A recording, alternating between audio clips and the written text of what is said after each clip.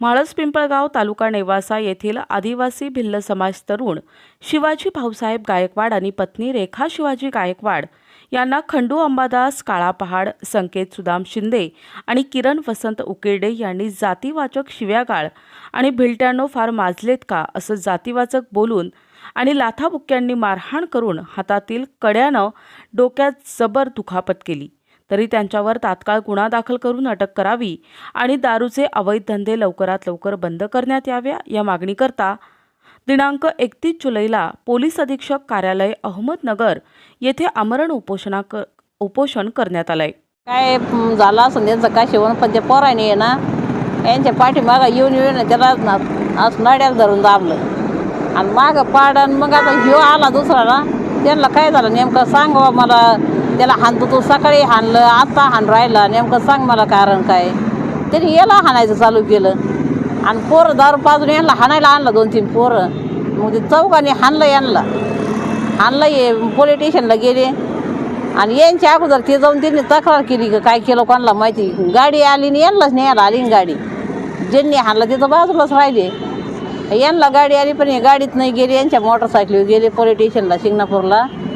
मग हे पोरं म्हणले का आम्हाला याला जायचं सिव्हिलला, त्यांनी इथं घोडेगावात आहे ना सरकारी, ते जा म्हणे तुम्ही।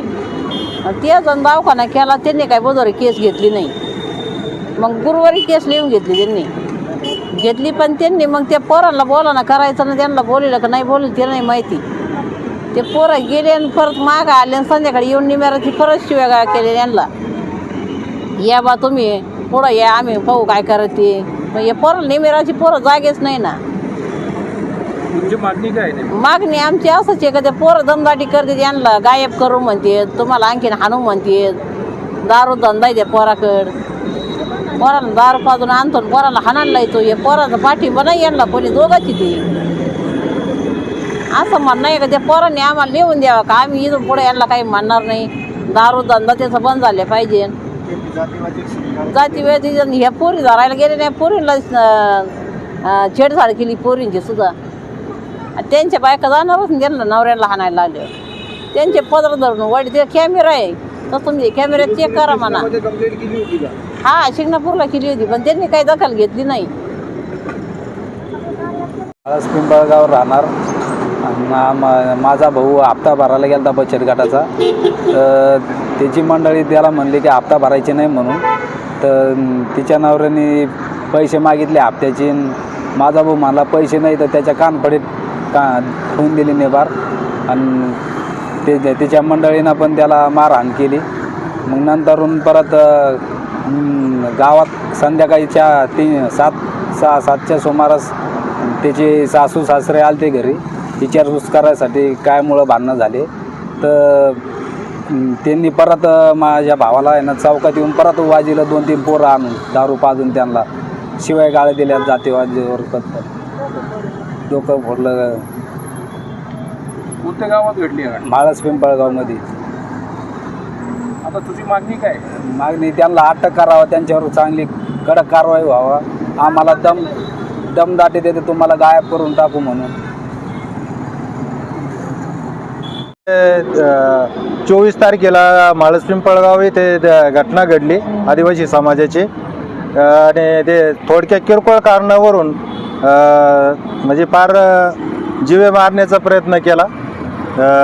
आमचे काही कार्यकर्ते आहेत, काही आमच्या गावातील मुलं आहे, हे यांचे भांडणं झाल्यानंतर शिंगणापूर पोलीस स्टेशनला गेल्यानंतर त्यांनी जे फिर्यादीने जे फिर्याद सांगितली की तिथल्या अधिकाऱ्यांनी ती काय जाणून घेतली नाही किंवा यांचं म्हणणं मानून घेतलं नाही, यांनी एक सांगितलं आणि शिंगणापूर पोलीस स्टेशननी वेगळाच गुन्हा यांची दाखल केला।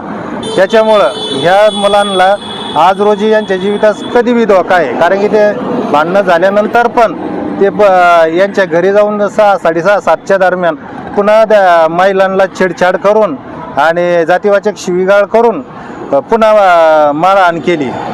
त्या कारणावरून आम्ही जोपर्यंत आज समजा 12-12:30 वाजता तिथं SP ऑफिस समोर उपोषणाला बसलेले आहेत, जोपर्यंत आम्हाला ह्या कुटुंबाला न्याय मिळत नाही तोपर्यंत आम्ही इथून उठणार नाही।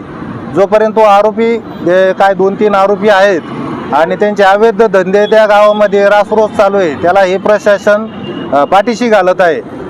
जोपर्यंत त्यांचे कठोर कारवाई त्यांच्यावर होत नाही तोपर्यंत आम्ही इथून उठणार नाही. आम्हाला न्याय मिळाल्याशिवाय आम्ही इथून घरी जाणार नाही किंवा काही नाही. आम्हाला इथून घरी गेलो तरी आमच्या जीवितास धोका आहे आणि इथं असलो तर आम्ही या शासनाच्या संरक्षणमध्ये बसू. जोपर्यंत आम्हाला न्याय मिळत नाही तोपर्यंत आम्ही इथून जाणार नाही.